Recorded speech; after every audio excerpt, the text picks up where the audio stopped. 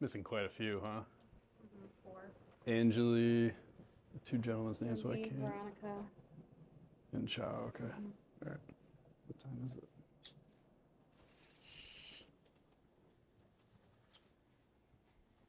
This happened to us last night at Expo. We had a huge drop off of attendees. Really?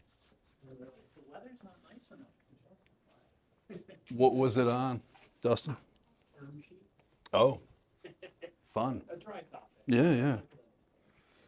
Well, we were missing quite a few, but it is 12:09. I want to get everyone out of here on time. So my name's Jason Curtis. I want to thank you all for taking the time today.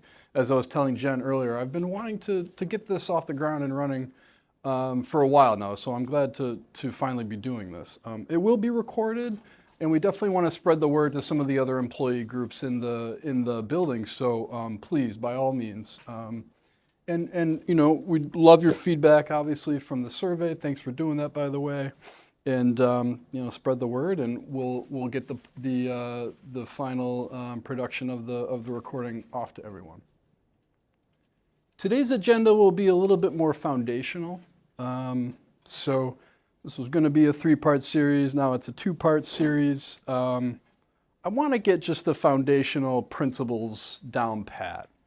And we'll also provide a little bit more sort of advanced tips along the way to incorporate some of the feedback that you gave on the survey.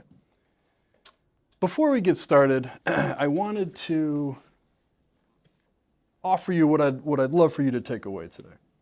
I would like for you to leave this seminar feeling either better equipped for your independent financial future, have a better basis of understanding of how you can start your path to a better and brighter independent financial future, and or to have more confidence to face investment and financial challenges along your path to financial freedom. By the way, as opposed to just retirement, I often like to think of it as the path to financial freedom, because I think each generation or culture has a different definition for retirement. You know, the Japanese, they don't even have a word for retirement, for instance. Oh, it's not going to let me go back now. Oh gosh, all right. I've invited Alexis Russell, founder and operator of Inspiring Experiences, LLC, to help get us in the right mindset for discussing money. Money can evoke a lot of different emotions. It's a powerful thing, and I will share with you some of the pre-mindful journaling that I did on this after Alexis takes us away. So Alexis, all you. I'm just recording for like my own. Sounds good. So we are going to do a quick journaling exercise, and then I don't want to interrupt the eating. So if you want to kind of use them as thought prompts, that works too. But the first thing we're going to do is a mindful practice. So are peeps familiar with mindfulness and practice? Great, wonderful. So we are going to, let's do a thought process. So take a couple of deep breaths. So we're going to breathe in for 4 counts, and then we're going to breathe out for 6 counts. Please don't feel like you have to do this because you're eating. All good. But we're going to go inhale for 4. So here we go. 2, 3, 4. And out for 6. 2, 3, 4, 5, 6. And so I kind of want us to just kind of relax our minds around the word money. Notice any tension or any feelings that may arise, but don't judge them, and just kind of really just think about the word money. And our first question is, what does financial well-being look like for you? What does it sound like? What does it feel like? The word and the term financial well-being. Does anyone want to kind of throw out a word or two that comes to mind when they think of financial well-being? Anyone? So for me, stress comes out. Literacy. Literacy. And understanding. I love that. I love that. Any other words? My thought was comfortable. Comfortable. Financial well-being. Okay. Security. I love that. Love it. Said utility. Utility. Okay. Okay.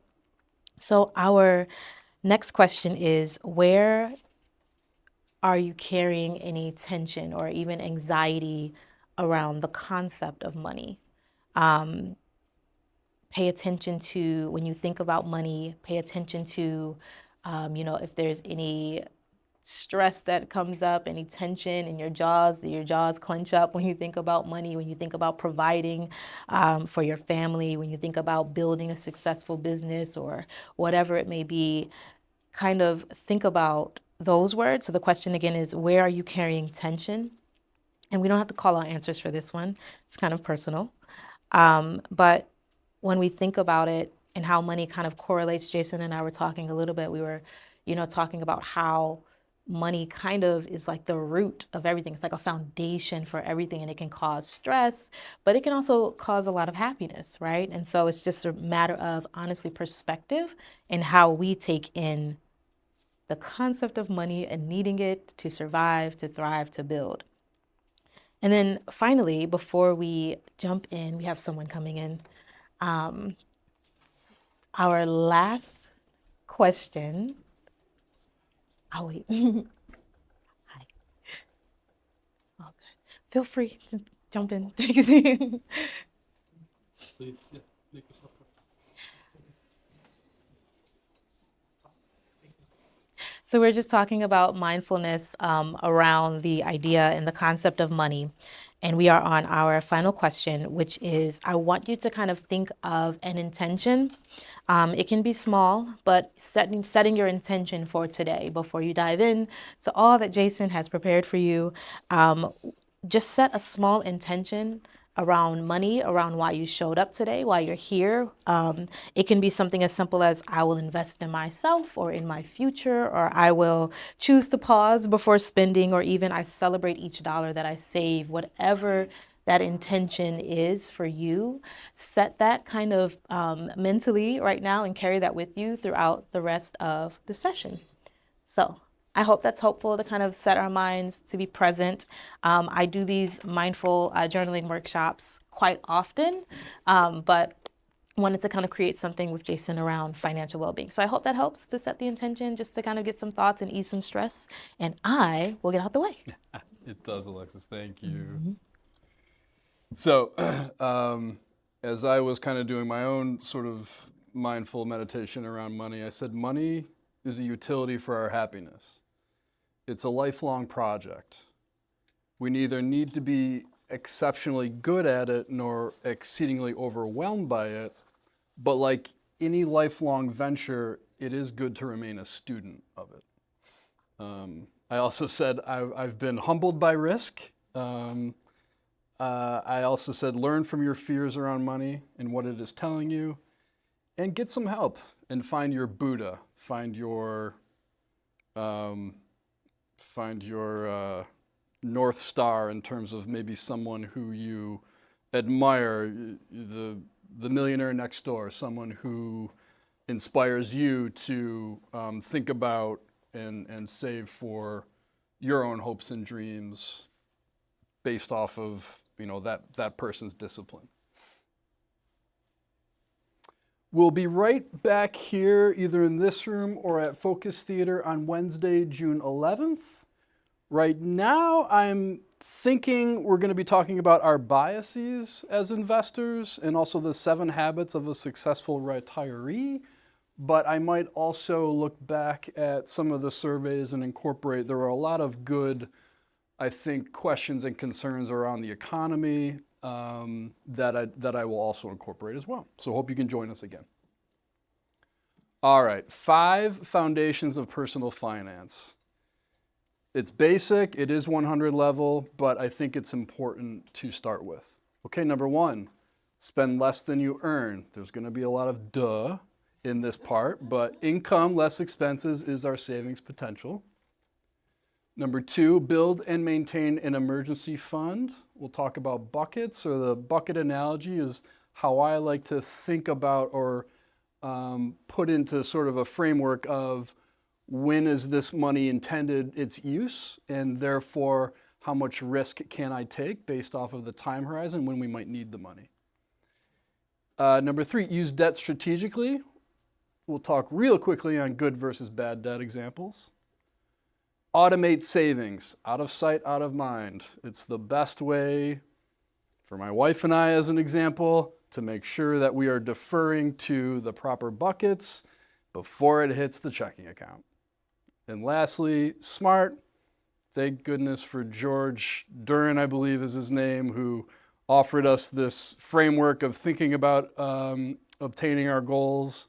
We'll review SMART really quickly in terms of achieving our financial goals. Okay, income less expenses it means savings potential. Again, big duh, right?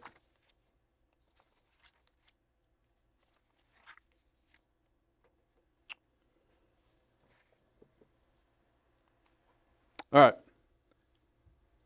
Rod Tidwell. Was that his name? Yes, it was. Okay. One of my favorite characters in Hollywood. We have to be advocates for our own compensation, our wages.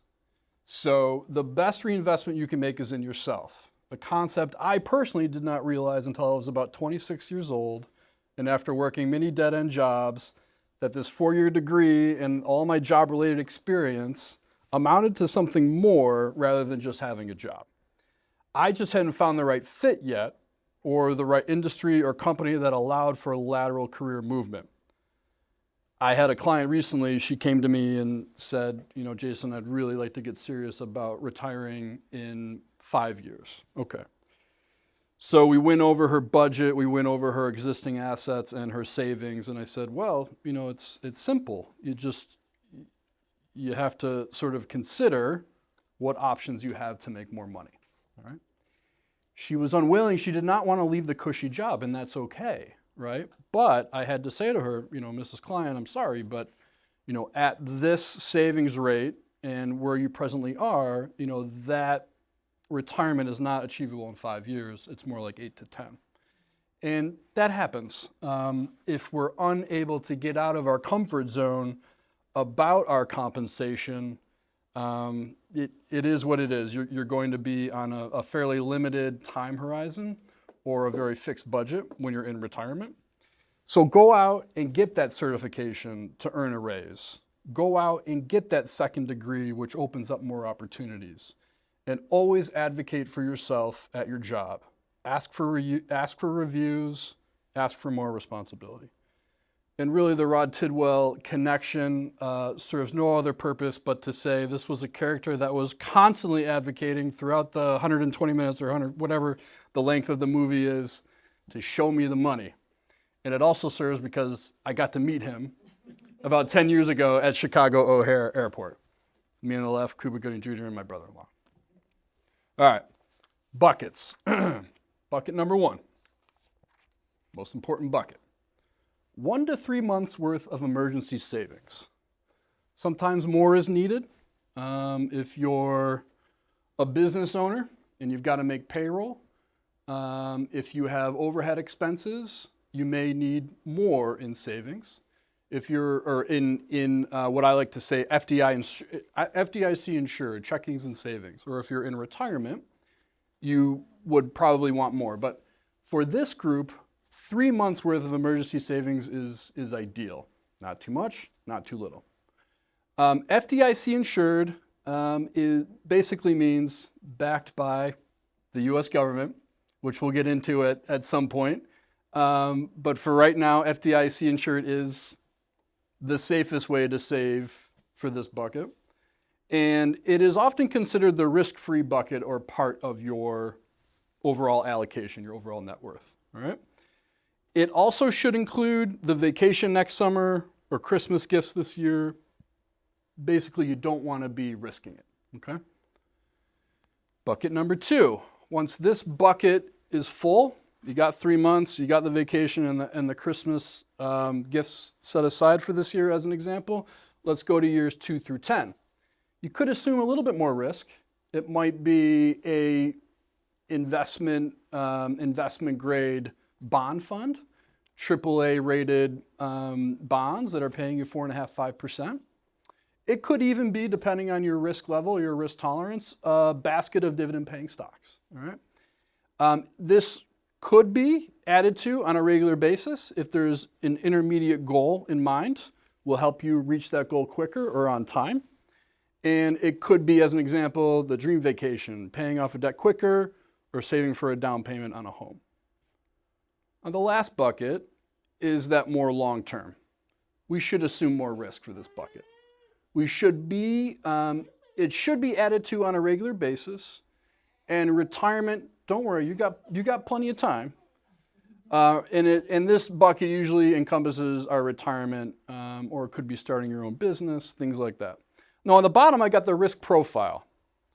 On the 1 to 3 month, you want no risk. No risk, that needs to be there. That is our rainy day bucket. On the far right-hand side is the most amount of risk that you're willing to assume to reach those longer term goals. And in the middle is somewhere in the middle. All right, time value of money. This is a fairly important concept when it comes to why are we doing what we're doing? Why are we talking about what we're talking about?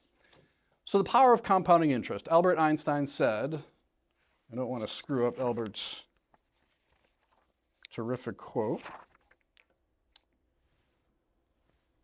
Albert Einstein famously described compounding interest as the eighth wonder of the world and said, he who understands it earns it, and he who doesn't pays it. So why do we need to invest? Why is it so important to invest? Well, I don't know about you, but I can remember filling up my gas tank for $1.29 when I was working that landscape job in the morning, and look at where gas is now. Milk, eggs especially recently. A lot of dairy products, we've felt the effects of inflation more recently. So it's an important concept when thinking about inflation, and the principle recognizes that money can grow in value by investing it. So time value of money is the concept that a sum of money is worth more now than the same sum will be at a future date due to its earning potential in the interim. I would say that last part, it's also due to the fact of this purchasing power being eroded. All right. Good debt versus bad debt. A good debt example. Yeah, go ahead, That Dustin. time value of money. Yeah. So we're considering maybe some house projects, house renovations, and it seems as though the sooner we can get the materials, the better. Yeah. Because prices are only going to go Coming up. up with that a lot, yep. Is that fair to assume that, or? Yeah, we work with a number of contractors, a roofer in particular, and he's suggesting that the material costs and things like that might be exponential. It may be a lot more than the typical 2.5% inflation rate that we would expect on other things. Does that answer the question? Yeah, basically, do I buy the stuff I need now, or do I wait till I'm ready to do the job? There's so many nuances now with tariffs floating around too. Yeah. But I think your mindset's in the right place. The other thing you could do to hedge against that, but then you would have to take more risk, is just obviously making sure that you're getting the 4.5% that a money market is getting you right now, and hope that keeps up. That sort of thing. Does that help? Yeah. All right, cool. So good debt examples: mortgage, student debt, student loans, or a business loan. A bad debt, would be consumer debt, credit card debt, things like that. Things that were just, putting on a credit card for consumption rather than using our cash on hand for consumption. So, yeah, big question mark. Is a 4-year college degree as valuable as it once was? And it's a good question. If we look at other cultures, other parts of the world, obviously I think we're learning, and I think it's yet to be determined, but I'm glad that there's the awareness and that we're asking the question. And a lot of times when I'm sitting down with high schoolers now, I don't know about you, but I'm starting to hear a lot more of, well, I'm actually thinking about a trade school, or I'm just going to go for a 2-year, degree at a community college first. And I think this is a really, really good time to be thinking about that in terms of our own workforce development and the skilled labor that we need here in the States. All right, automate to elevate. Okay, so automation is basically, like I was describing earlier, my wife and I set aside X amount from our paychecks, each biweekly paycheck, to those buckets that I was describing earlier. But the important thing is that it's not hitting the checking account, and therefore I cannot, it's a lot more difficult for me if that purse is getting bigger for me to then fill the purse, because the purse hasn't gotten bigger. It's been deployed into those buckets that I was talking about earlier. So I have a client, she's brilliant. She just earned her doctorate in education at Warner School. However, when I first met her, budgeting and outliving her means was a huge issue. So how did we solve the problem? We started her monthly income and expenses by paying herself first and deferring 15% away into her 403B and 5% of her paycheck into a savings account, that first bucket. And this zero-based budgeting approach can be beneficial to those who are not regular budgeters. So the Susie Ormans of the world, the Dave Ramseys of the world, they will talk a lot about budgets, and it is important. But I would say that a zero-based budget suggests that at the end of the month, there's $0 left. We've deployed and we've allocated all of our earnings. So long as some of that deployment, in this case 15 and 5%, was to long-term retirement savings and the emergency bucket, I'm not really as concerned whether they're doing a budget every month. I just want to know or make sure that at the end of the year or at the end of the month, credit card debt is not also creeping up. All right. And then lastly, SMART goals: specific, measurable, achievable, relevant, and time-bound. I tried to do these within the framework of financials, personal finance. Let's see how I did. I would like to retire at 65 and be able to spend $100,000 annually, inflation adjusted in today's dollars. I have both a time horizon and a specific dollar amount versus I'd like to be able to retire someday. All right, so the top one's obviously specific, the second one is not. Measurable: I would like to be able to afford $100,000 inflation adjusted versus I'd like to be able to afford my standard of living. Obviously the second one's not helpful. You do need some type of quantitative metric. Achievable: I would like to be able to retire by 65, but I'm 50 and I haven't started to save yet.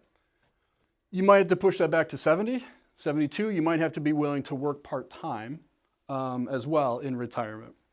And then relevant: I would like to be able to retire to Florida someday for someone who likes the Four Seasons. Well, I'm less likely to save if the goal is not relevant to me or does not align with my values. And then lastly, time-bound: again, making sure that there is a time component that is achievable.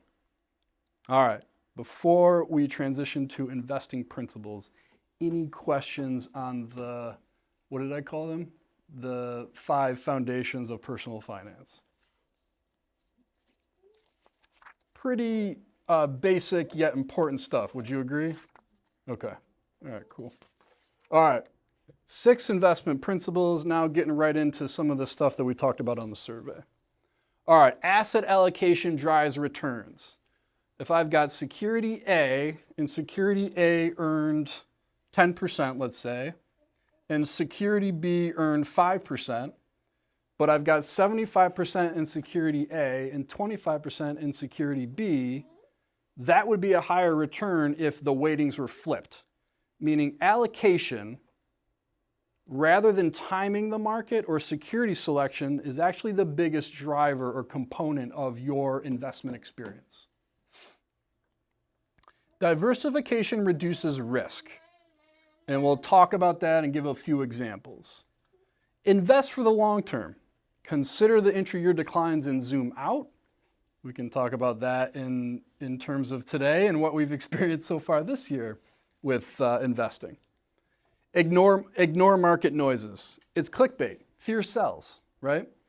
It's important to recognize it and be aware of it, but put it within the framework of your financial goals rather than getting emotional about it and feeling all those emotions and making a knee-jerk reaction rather than zooming out and saying, all right, well, A, this is probably to be expected, and B, returns after market drawdowns are phenomenal. So I've got to stay invested, and that's typically what works out in the end the best.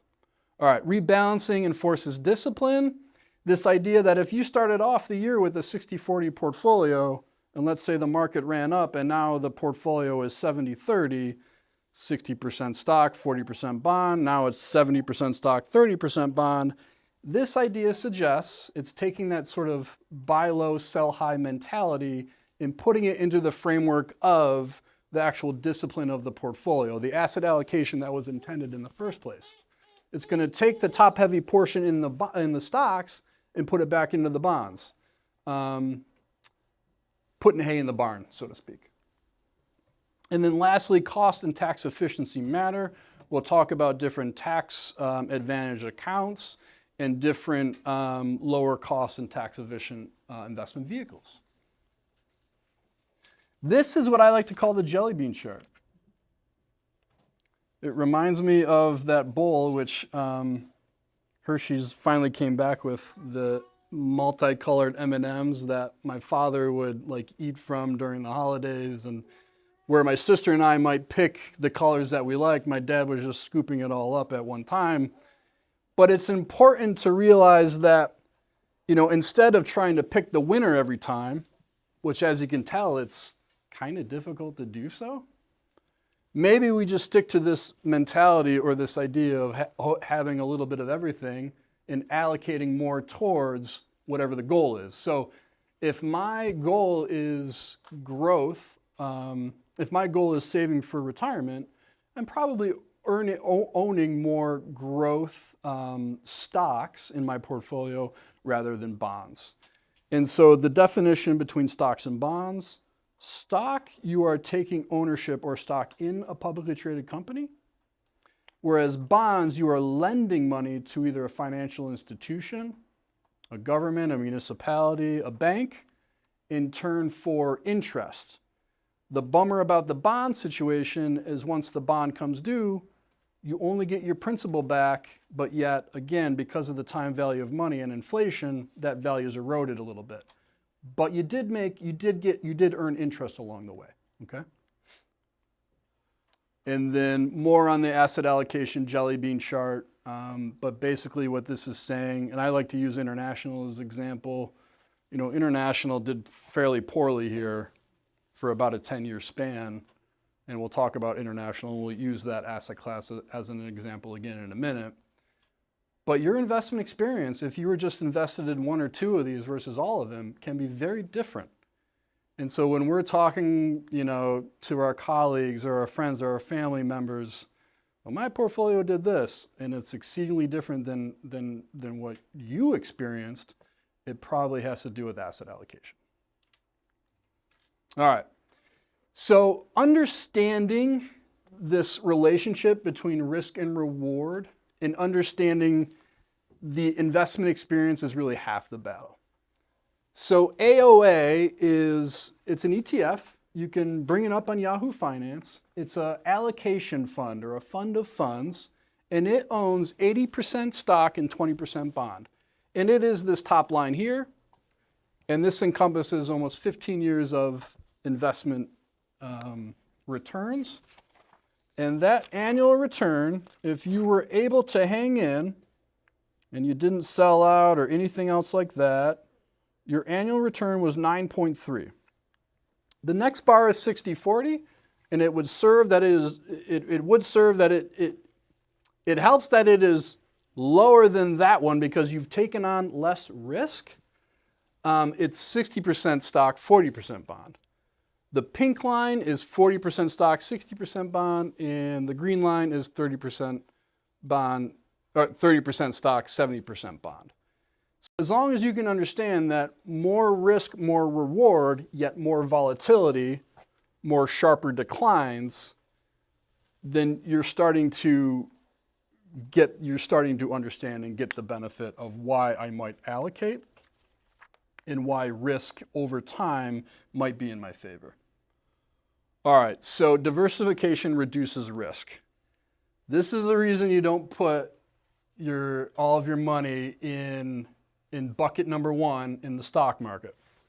In 1 year time frames, you could have done as well as 52%, I think this is since 1950, or as poorly as 37%. This, by the way, was the Great Recession, the Great Financial Crisis of 2008.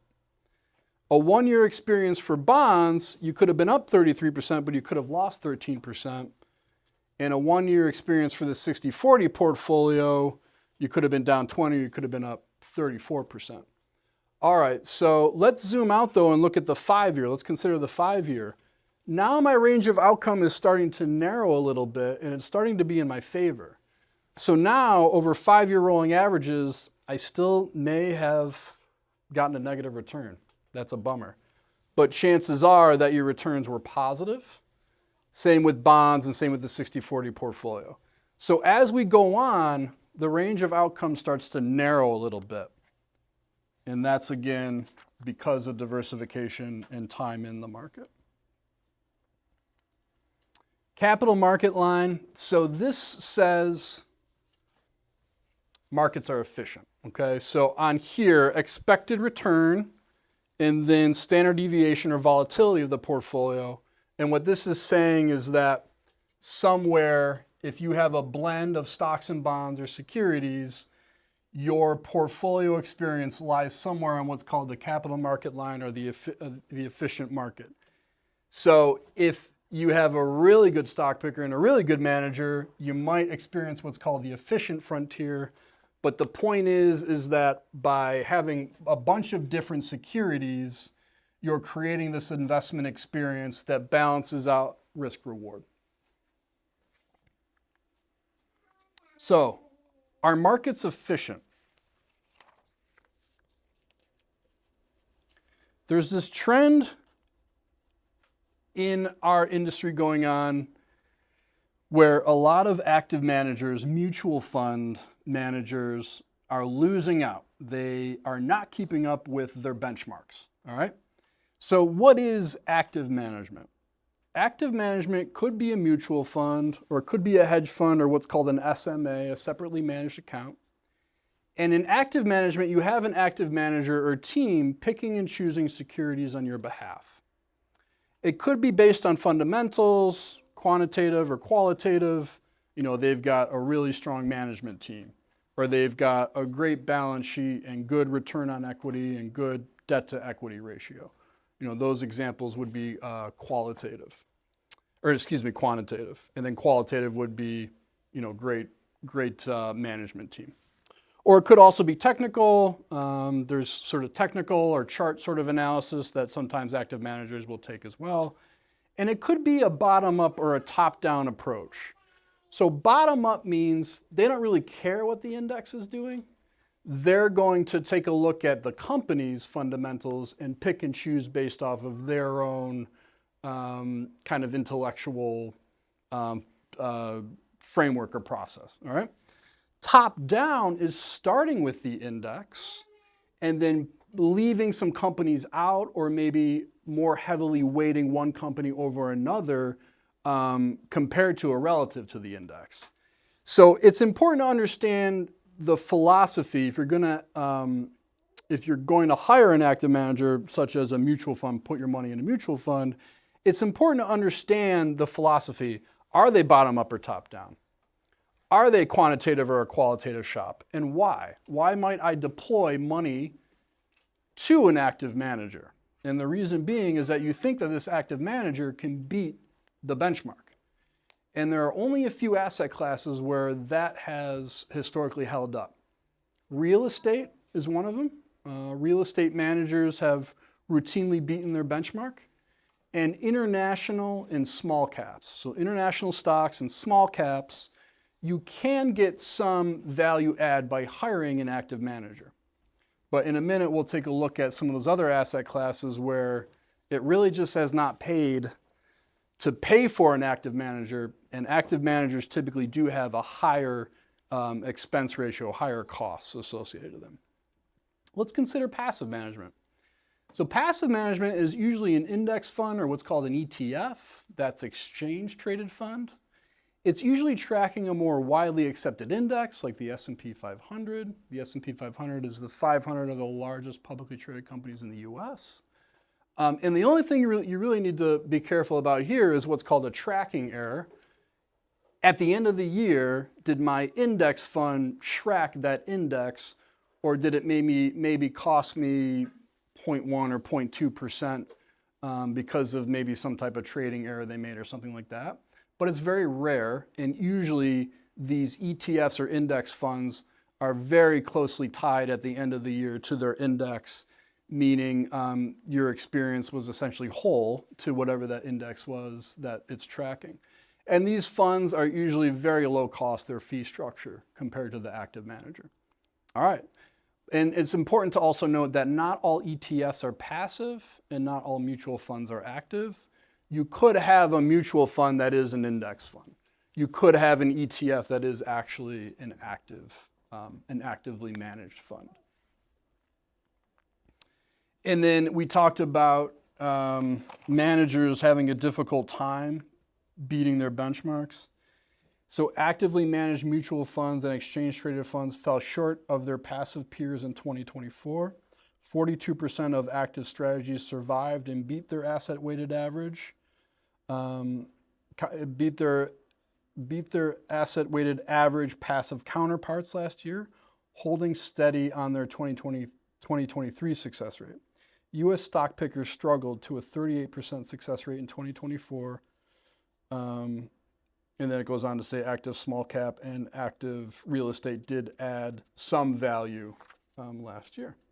So as you're going through your 401k choices, some of the retirement date funds may be of a fund of funds with all passive or all active, and you can sort of complement and help one another out. So let's say the passive index, the stock and bond market, look pretty volatile, and you're like, man, I don't really like the fact that 38, 40% of my money is in 5 or 10 companies, and that's actually what is happening right now at the index level, and we'll talk about that in a minute.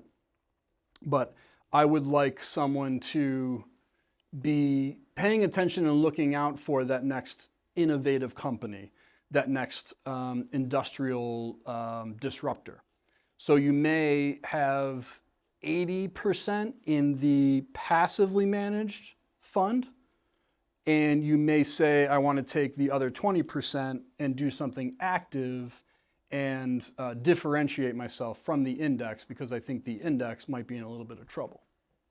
So it's not to poo-poo active managers, but it's just to have some awareness of why. Why might I be adding some type of active manager to my portfolio?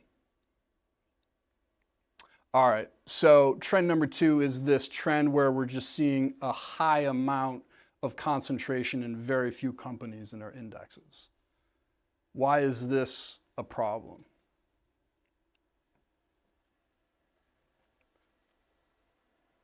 It's a problem because if I'm putting all of my money into the S&P 500, 35% of my money is going into just 10 stocks, concentration risk.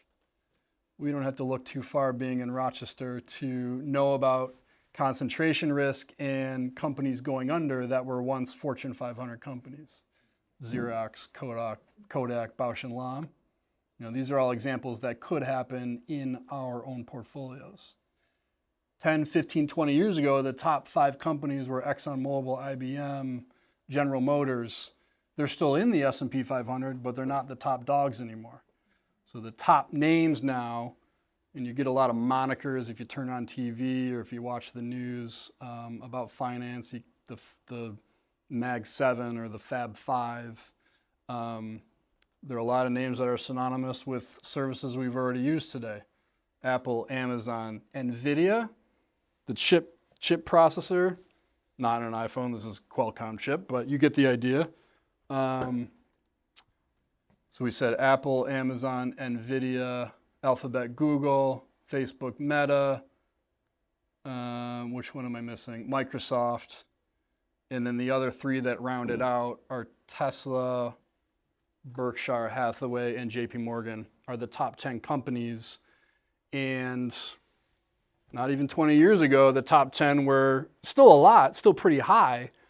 But the point being is that you could put your money in an index fund, and just by not knowing it, you could be concentrating your money 35% worth in just 10 names. The flip side of that is these are incredibly good companies.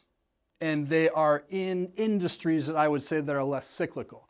So again, I was talking earlier about some of those names like GM, What were some of the other names I said? GE, General Electric, another example. They're a little bit more economically sensitive. The fact that the S&P 500 has 7 of its top 10 names in technology, I mean, I don't know about you, but during a recession, I'm still going to be surfing Meta, Facebook. I'm still going to be using Google. I still might have to buy my son an Apple iPhone someday. So there are considerations to make to say to be okay with assuming this risk. And in fact, the returns have been wonderful, but you got to also keep in mind that 1 out of those top 10 names might fall, from their glory. So to complement that, you might have an active manager, or you might allocate more to a smaller, a mid-cap index to hopefully catch that next innovator. All right, where was I going with this one? Okay, so market cap weight of the S&P 500. Let's sort of flip to what's going on this year. The S&P 500 is the purple line here, and at its worst drawdown, it was down almost 13.5%. This was at the height of tariff headlines and tariff risk. The equal weighted index, and this goes back to, do I want my money to be the market cap weighted, which leads to the heavy concentration in just 10 names? Or do I want the chips to be evenly spread out across all 500 companies? If you were, your investment experience was a lot different. You were only down essentially half, or 60% what the market cap weighted did. So the equal weight, you could make the argument that it's more diversified and a little bit more fundamentally sound than the market cap weighted. But guess what? The market cap weighted, if I were to zoom out, has largely whooped the pants off of the equal weighted. All right, US and international equities at inflection points. There's a reason it's called US exceptionalism. This is the S&P 500. This is the MSCI ex-US, or basically international companies. It's taking a look at the entire global stock market and taking out the US, all right? And what this is suggesting is the returns have been phenomenal for the S&P 500, while they've essentially been fairly flat for international markets, all right? Now, what's happening this year? Oh, it's not gonna let me go back. All right, well, this year, this was through April 30th. Now, mind you, we've had a phenomenal rate of returns only in 12 trading days, or 12 days into the month of May. But through April 30th, international was outpacing the Russell 1000, or the US stock market, by almost 15%. And that hasn't happened since 1993. And so this is why we get terms terms such as US exceptionalism. Again, it's those 7 names that we talked about earlier. They are multinational corporations. They are companies doing business all over the world, and a lot of international dollars, investors, decided to invest in them for good reason. But what happens when the framework changes? What happens when, trade negotiations are doing what they're doing now? Or what happens when, and these are sort of, existential questions as investors we need to be thinking about, what happens if we're closing our borders and becoming more of an isolationist approach again? That sort of labor market and everything that it's been able to afford us, it had to reset if you're going to introduce tariffs. And that explains, and I know a lot of you had questions on what's with the volatility lately in the stock market. It's mostly headline risk around tariffs. The global economy needs to reset if tariffs are coming into play, because tariffs equal higher prices lead to less consumption leads to layoffs. So these are sort of existential questions that, as an allocator, as an investor, I need to be thinking about on behalf of my clients. A lot of the fund of funds that you are in your retirement date fund at work, for instance, it's already going to have a healthy amount in international. So it's already kind of diversified and done a good job for you. If you're picking and choosing your funds, then you need to be a little bit more careful.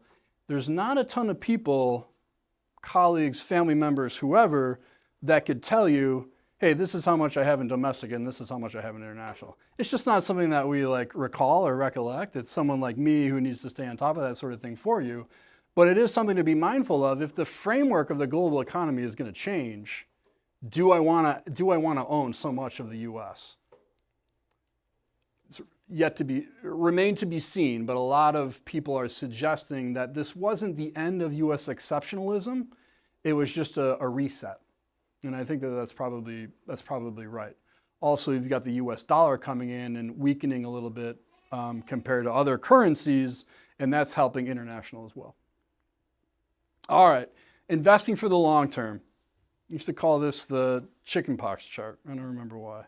So the blue line is what your calendar return was if you invested from January 1 to December 31st.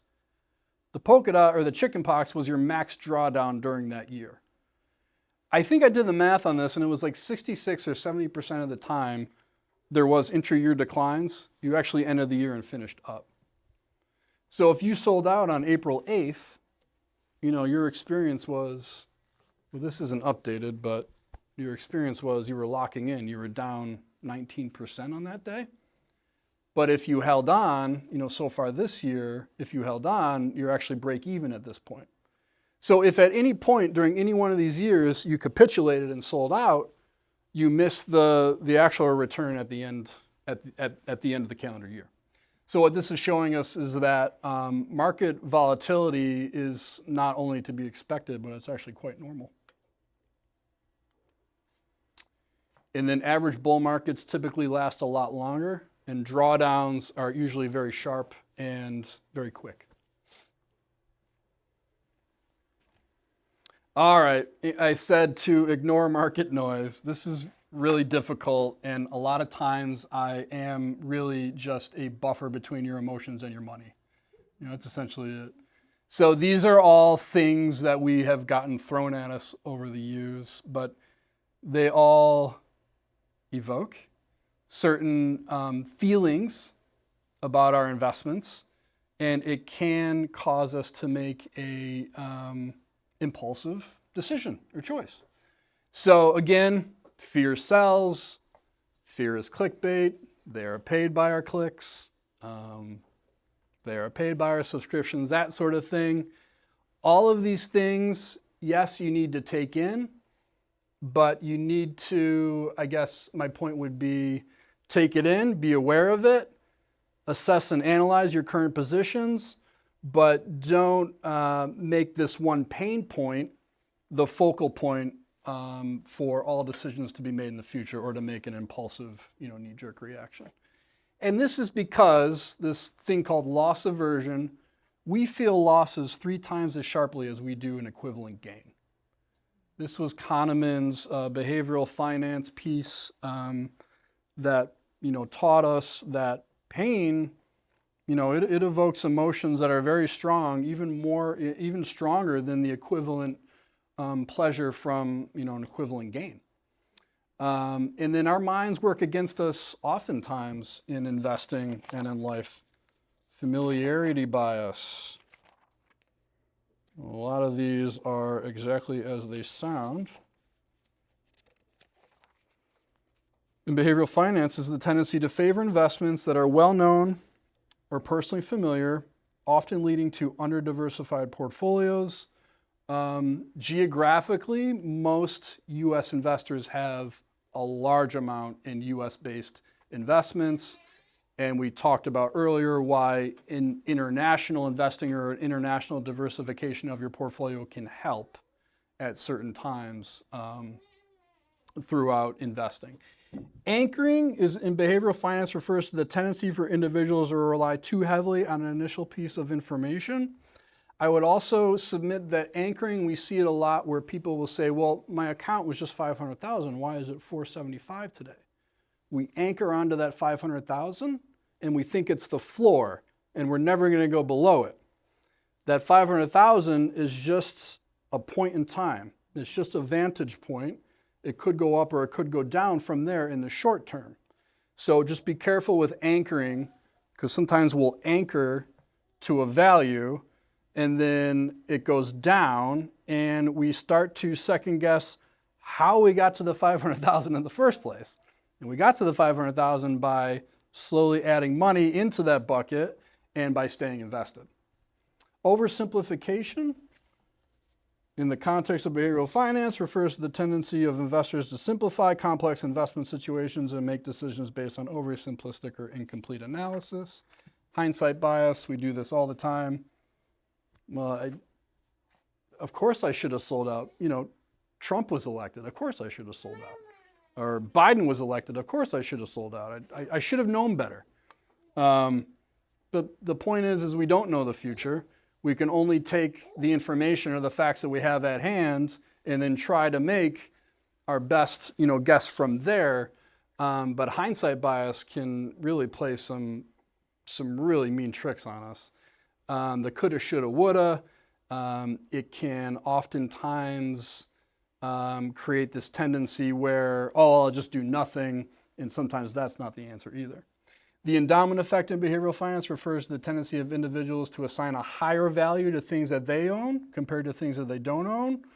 The status quo bias, again, these are all, they are exactly what they sound like, but it refers to a bias where individuals prefer to maintain their current state of affairs, even if changing might lead to better outcomes. That's that fear, embracing change. That example I was giving you earlier about the client who wanted to retire in 5 years, and I said, okay, you got to go out and earn more money. And she said, no, I'm not comfortable with that.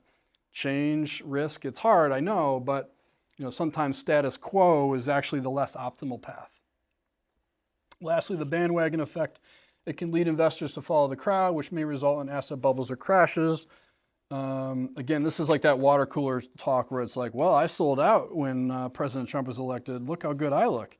Well, 5-6 weeks later, that person's not saying anything. It's like when my son and I go fishing, we don't really talk about the 4 hours where we didn't catch any fish. We talk about or show mom that one picture where we caught the big bass, the fisherman's tale or story or whatever. Listen, and this is just different account types, contribution limits, withdrawals, their tax status, and investment choices. In the interest of time, we can get into that some other time. It is 101 exactly. Thank you. We'll open it up to Q&A. This is me as a Sibley model when I was 2 years old, and this picture was taken at the basement of this building. So this is a coming home of sorts for me to have opened my business here 3 years ago in the Sibley building. Thanks so much, everybody, and let's open it up for any questions you might have. Go ahead. You spoke about the negative biases. I'm curious what sort of strategies there are to pay attention to the positives and get your brain to focus in that direction. I think what Alexis said earlier is that success, celebrate your small successes. Mm-hmm. Having awareness of it is important. Bye, Jen. Have a great trip. Having awareness of it and learning from that experience is important. So I often say it's never too late to rebalance. Like if you came to me on April 9th and said, Jason, this volatility is too much, I wouldn't say, well, too bad. I'd say, all right, well, let's take a risk tolerance. Let's see what's happened with your sort of risk appetite since the last time we did it. And let's, instead of just reallocating everything at once, maybe let's dollar cost average and get to this new risk profile that you stated in the new questionnaire, a new survey that you took over a 3-month period. And so that way we're gradually downshifting, if you will, in that example. Does that help? Yeah. I think just being aware of it is half the battle. I don't know. Yeah. Anything else? Any other questions? Somehow it got to be 1 o'clock very quickly. So we will be back here in 4 weeks, either here or in Focus Theater. We covered biases today, so I think we'll do a little bit more. There was a lot of good questions about what about Social Security? What about Medicare? What about our U.S. government debt? It's a huge issue. So we'll break down that a little bit more, how we can kind of prepare for it the best we can. And then I'm going to offer you 7 habits from some of the successful retirees that I work with. The biggest thing is they've stayed healthy. They've stayed employable. They've been able to, I don't want to take too much fire from that next conversation, but they've been able to age in place, which is important because they've stayed healthy. That keeps your costs lower. That keeps the cost of healthcare, rising medical costs, sort of tamed a little bit. And they've stayed active. And that's, essentially it with a lot of these retirees that we have that have had such a successful time in retirement. So we're going to talk and dissect and break down a little bit more where, oftentimes health and wellness and our financial well-being are all intertwined. They're all interrelated. So thanks so much again for joining us.